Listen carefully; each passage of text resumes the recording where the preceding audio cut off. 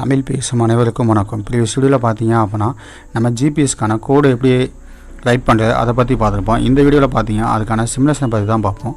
சரி வாங்க வீடியோக்குள்ளே போகலாம்.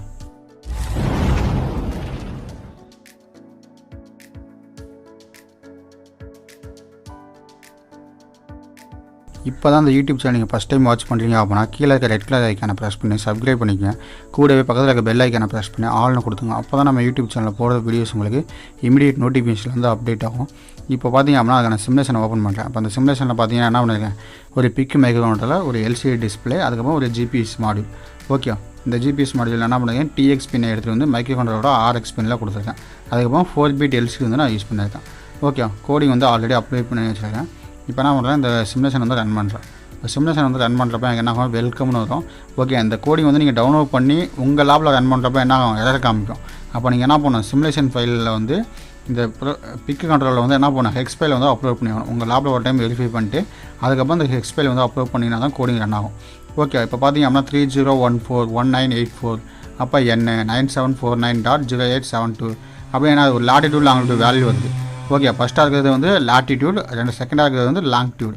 ஓகே, இந்த வேல்யூஸ் எடுத்து நீங்கள் கூகுள் மேப்பில் போட்டிங்க அப்படின்னா உங்களுக்கு என்ன ஆகும், உங்களுடைய லொக்கேஷன் எங்கே இருக்குது அப்படிங்கிறது தெரியும். ஆனால் இந்த வேல்யூஸ் வந்து நீங்கள் அப்படியே போட்டிங்க அப்படின்னா உங்களுக்கு தெரியாது. இது வந்து என்னென்னா ஒரு இண்டிவிஜுவல் வேல்யூஸாக இருக்குது. ஓகே, ஒரு டெசிமல் வேல்யூஸாக இருக்குது. இந்த டெசிமல் வேல்யூஸை நீங்கள் என்ன பண்ணணும், டிகிரி ஃபார்மேட்டுக்கு கன்வெர்ட் பண்ணணும். அப்போ அதுக்கு ஒரு ஃபார்முலா இருக்குது. அந்த ஃபார்முலா வந்து நம்ம என்ன பண்ண முடியாது, PIC மைக்ரோகண்ட்ரோலரில் டேரெக்டாக கனெக்ட் இன்டர்ஃபேஸ் பண்ணோம் அப்படின்னா என்ன ஆகாது, PIC கண்ட்ரோலரில் வந்து எடுத்துக்காது. அப்போ அதுக்காக நம்ம என்ன பண்ணோம் அப்படின்னா இதை வந்து கன்வெர்ட் பண்ணுறதுக்காக நம்ம மேனுவலாக ஒரு ஃபார்முலா வச்சு நம்ம பண்ணிக்கலாம். அதுவே நீங்கள் அடினோவோ இல்லை ராஸ்பெரி பையோ பைத்தானோ நீங்கள் யூஸ் பண்ணீங்க அப்படின்னா என்ன பண்ணிக்கலாம், டேரெக்டாக அந்த டேட்டா வந்து எந்த ஃபார்மேட்டுக்குமோ அவங்களால ஈஸியாக கன்வெர்ட் பண்ண முடியும். ஆனால் PIC கண்ட்ரோலை பொறுத்த வரைக்கும் நம்ம C கோடில் வந்து அவ்வளோ சீக்கிரமாக வந்து கன்வெர்ட் பண்ண முடியாது. அப்போ அதுக்காக என்ன பண்ணாது, இந்த கன்வர்ஷன் எதுவும் பண்ணல. நான் அதை கன்வர்ஷன் பண்ணுறதுக்கான ஃபார்முலா எப்படி நம்ம கன்வெர்ட் பண்ணுறது அப்படிங்கிறது வந்து நான் உங்களுக்கு நெக்ஸ்ட் வீடியோ நான் உங்களுக்கு எக்ஸ்பிளைன் பண்ணுறேன். இப்போ அதில் பார்த்தீங்க அப்படின்னா என்ன இருக்குது, GPS டேட்டாங்கிறது வந்துகிட்டு இருக்குது. ஏன் இதில் வந்து ஒரே டேட்டா வந்துகிட்டு இருக்குது, 30141980 இது வந்து காமனாக நம்ம யூஸ் பண்ணுறது. ஓகேவா, காமனாக யூஸ் பண்ணுறது பார்த்தாங்க அப்படின்னா நம்ம வந்து GPS வந்து ஃப்ரீ டிஃபனாக அவங்களா வந்து கோட் ரைட் பண்ணி வச்சுக்கோங்க. அதனால் வந்து ஒரே லொக்கேஷன் இருக்குது. நீங்கள் ரியல் டைமில் வந்து பார்த்தீங்க அப்படின்னா உங்களுக்கு வந்து வேறு லொக்கேஷன் வந்து மாறி வந்துக்கிட்டு இருக்கும். ஓகே, நீங்கள் வந்து ரியல் டைம் ஹார்ட்வேர் செக் பண்ணி பாருங்கள், உங்களுக்கு வந்து அவுட்புட் வேரி ஆகும். அதே மாதிரி நீங்கள் ரியல் டைமில் செக் பண்ணும்போது லாஸ்ட் 2 வேல்யூ தான் வேரி ஆகும். இப்போ 84ன்னு இருக்குல்ல, அப்போ அந்த 84 என்ன 85 86 இது மாதிரி மாறிக்கிட்டு இருக்கும். ஆனால் இதில் வந்து சேம் வேல்யூ தான் வரும். ஓகே, ஏன்னா ரியல் டைமாக வந்து நம்ம வந்து அந்த இருக்க லொக்கேஷனுக்கு வந்து 82 84 அப்படின்னு மாறிக்கிட்டே இருக்கும். ஓகே, அதனால் எந்த இஷ்யூ இல்லை. இந்த கோடிங் ஏதாவது டவுட் இருந்துச்சு அப்போ நம்ம தாராளமாக கீழே கமெண்ட் பண்ணுங்கள். கமெண்டை பார்த்தீங்கன்னா உங்களுக்கு ரிப்ளை பண்ணுறேன். இல்லை எனக்கு இது வேறு கண்டென்ட் வேணும், வீடியோ கண்டென்ட் வேணும் அப்படின்னா நீங்கள் கமெண்ட் பண்ணுங்கள், உங்களுக்கான வீடியோ வந்து நான் அப்லோட் பண்ணுறேன்.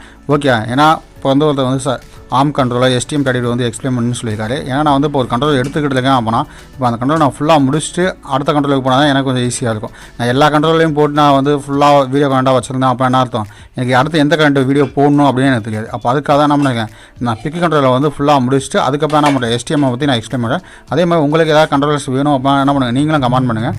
அந்த என்ன பண்ணுறேன், உங்களுக்கு இந்த கண்ட்ரோலர் முடிச்சதுக்கப்புறம் நான் உங்களுக்கு வீடியோ மேக் பண்ணி அப்லோட் பண்ணுறேன். நம்ம யூடியூப் சேனலில் போடுற வீடியோஸ் உங்களுக்கு பிடிச்சிருந்துச்சி அப்படின்னா ஒரு லைக் பண்ணிக்கங்க. நம்ம யூடியூப் சேனலில் போடுற வீடியோஸ் உங்களுக்கு இமீடியட் நோட்டிஃபிகேஷனில் வந்து அப்டேட் ஆகணும் அப்படின்னா கீழே இருக்க ரெட் கலர் ஐக்கானை ப்ரெஸ் பண்ணி சப்ஸ்கிரைப் பண்ணிக்கங்க.